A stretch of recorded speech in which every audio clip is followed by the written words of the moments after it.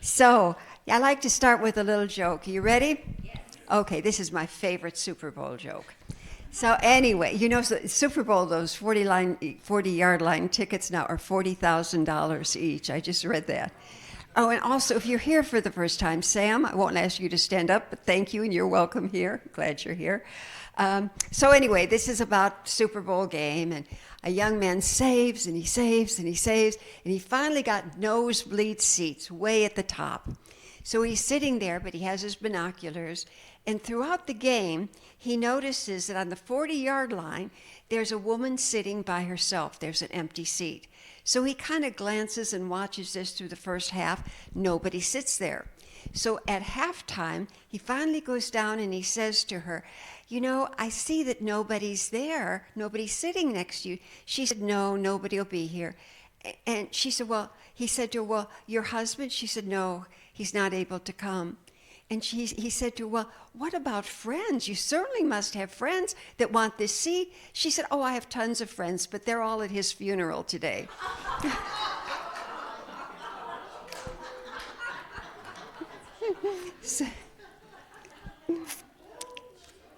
So we speak about Valentine's Day. I was looking for gifts for Valentine's Day, and there's Valentine's underwear, pajamas. It's just all over the place. But beyond the symbolism of seeing the hearts all over, I hope we don't just see it with our eyes, but we see it with our heart. What does this mean to me? When I see these hearts, do I think of my own heart and how open my own heart is? It's a great symbolism for us, not just to walk by and think, oh, I'll be glad when this is over and all the Valentine. No, but to think, I'm so grateful for this reminder that this is a time that I open up my heart. Charles Fillmore said it so beautifully. He's the co-founder of Unity. He said, it is the law of spirit that we must be that which we would draw to us. If we would draw to us love, we must be love. Be loving, be kind. We must establish that within ourselves. So, what a good week to really look at ourselves. What am I establishing in my heart? Some of the questions I was asking. Am I more loving in my heart this Valentine's Day than last? Am I more loving?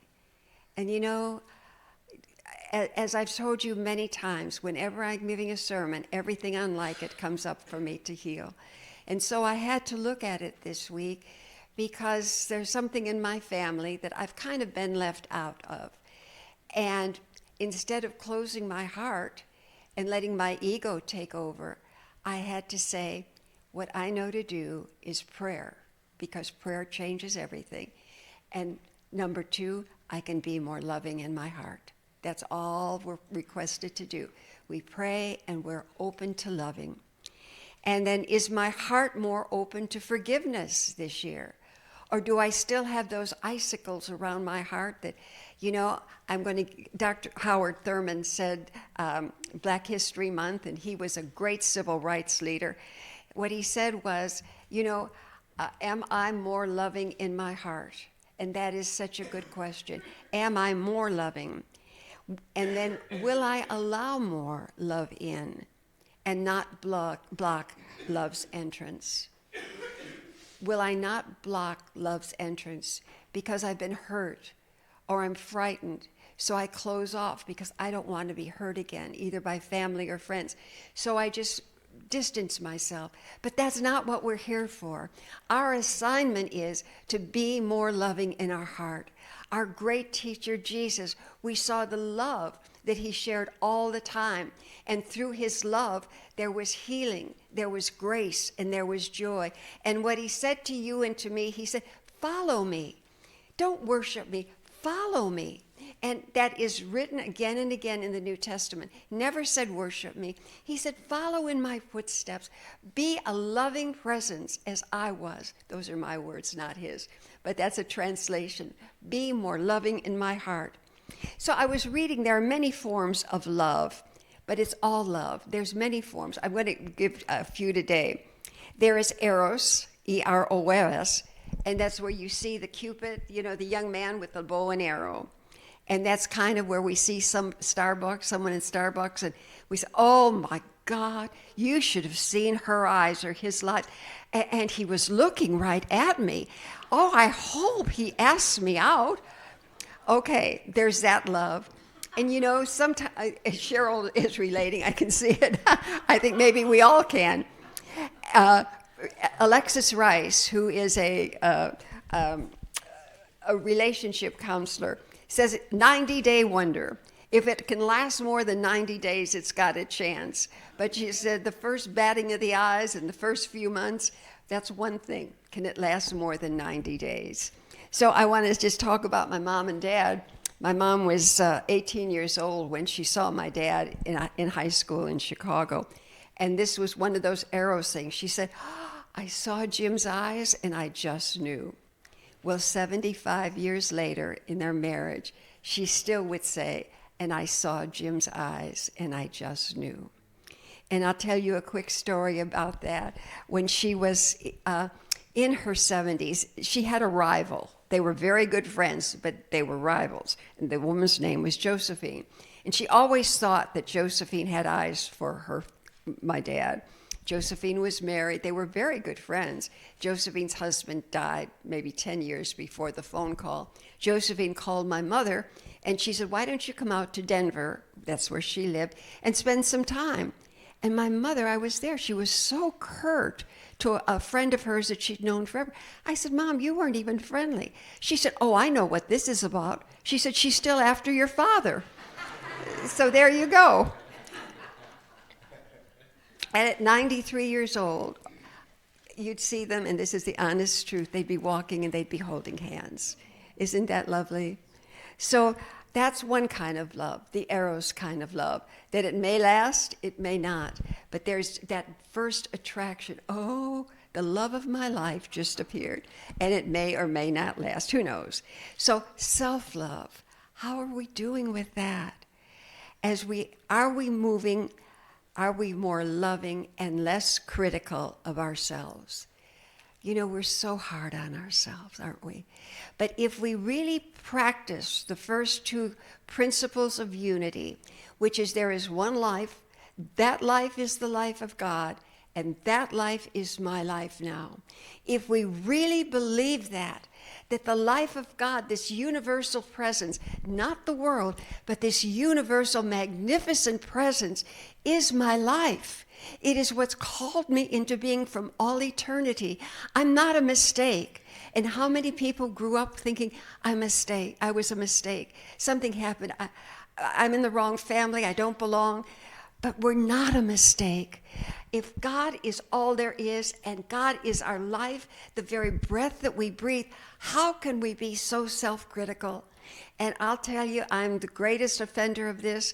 I have to watch myself all of the time to move from self-criticism to remember that I am here to be a loving presence, and I can't love you if I don't love me. And for the longest time, when someone said, you can't love another person any more than you love yourself, I thought, that's baloney, because I don't really love myself, but I love you. And then I realized, if as within, so without. If I don't love myself, how can I love others? So we want to be more loving. Just even this week, practice it. Every time I see a heart, am I more open in my heart to myself? To myself. Jesus did not criticize himself. We never heard Jesus say, oh, I didn't do that miracle right. Or why am I here? He practiced the first two principles of unity. He knew that there was one life, and that life was the life of God. And what he said was, I and my Father are one. Isn't that beautiful? Each one of us, we can say, I, and you want to say God, the grand operational design, whatever you want to say, we are one. And how much can I express the love of God this week when this is a week about love? How much can I express? But I have to love myself. I love my faults. We all make them, don't we? We came into this earth not perfect, but we came into this earth as humans. as human beings. But the thing of it is, when we make an error, how fast can we forgive ourselves? You know, Reverend Michael Beckwith, who's my great teacher, used to say, it's not that we don't go there, it's how fast we come out. And haven't you been self-critical? And it can go on for days. It can just go on and on. And you know what that does? It takes us out of the present moment. And if we believe all of the avatars and saints from the time of Aristotle, the one place we find God is in the present moment. So if we're still, have you ever woken up in the middle of the night and you're thinking of everything you ever did in high school that was wrong? Have you ever done that? I've done that. But you know, the point of it is, that was then. The eternal now of this eternal presence, God, grand operational design, has nothing against anybody. It's the eternal now. What we are seeing by the universe is right here and right now. No record, no saying, oh, you're going to go to hell for that. There's no hell, except the hell that we put within ourselves when we torture ourselves. Loving kindness, the Buddhists call it loving kindness. Can we practice that in ourselves? Friendly love. You know, this is what Reverend Doug is establishing here so beautiful. Friendly love is when a community, this is what I gathered from what I was reading. It's when a community comes together because they have shared values. And this is a community. When we come in here, we have shared values. I have a grandson that just became a Baptist. So we don't have a lot in common to talk about. I love him dearly, but we just have different ways. Here, we have the same belief system. And you know what we are? We are here. How can I be here for you? And I don't believe that there's one of us that meet in the community room or wherever we meet, that wouldn't be here and say, I am here for you. What can I do for you? If we ask. So we are a community of love, of friendship, and Reverend Doug is really working on that to anchor this sense. We are a community here, and it's beautiful to see. We are like-minded people. We speak the same language, and we are here for each other. So that kind of love, it's friendship love, but it's also the love of shared value. And then there's familial love, parents, children, siblings, that endures through time and familiarity. My daughter Kelly called me the other night, and she was in such good spirits. And I said, you sound so happy. And she said, well, I was just talking to Dan, who's her older brother. And she said, we were remembering something about Dad, and we couldn't stop laughing. We have those memories with siblings or maybe cousins that no one else can share. So any relatives that we have, those that are the closest to us, that remember us from childhood, we get to have those memories, treasure them.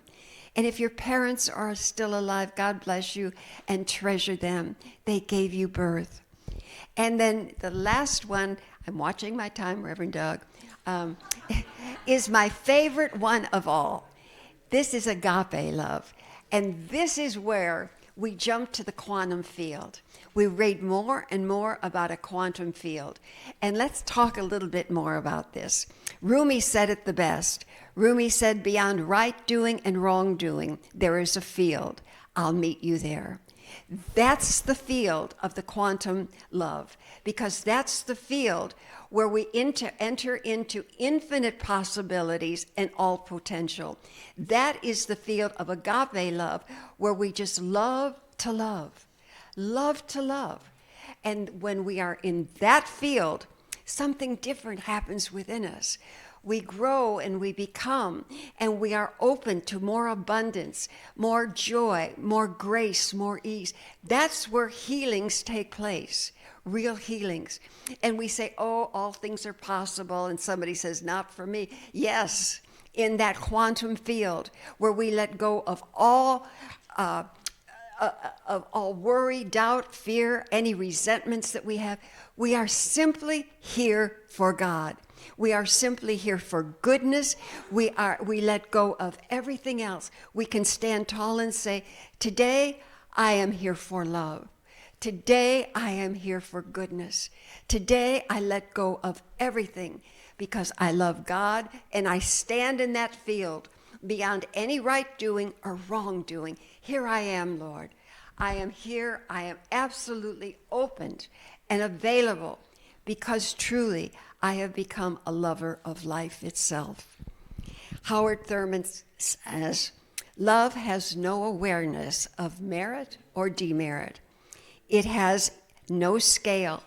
Love simply loves. That is its nature. Our nature is to love, but so much gets in the way. Worry, doubt, fear, anxiety, resentments. Let's let it go. That's not what we're here for. Every time we catch ourselves there, do we want to say, okay, I'm going to do this, I'm going to resent this person hurt my ego, or do we want to say, all of us, I am moving into that field of all love, because that's what I'm here for, all love, because God is my life and God is love. So we go through this week, the Buddhists call it soft eyes. How soft will our eyes be? I was thinking when I used to be so nearsighted, and many of you would know this, everything's soft without my glasses. Everything becomes soft. How can we go through this week, not with harsh eyes because someone may say to us the wrong thing, but with soft eyes, the eyes of love? How would Jesus look at this person? You know? It's not about how do I think you should, how about this one? Not about how do I think you should change. Oh boy, you should really change this or that. And do you know he snores now? But not how do I think you should change. But as Elizabeth Barrett Browning said in her beautiful, beautiful love poem, she said, how do I love you? Let me count the ways.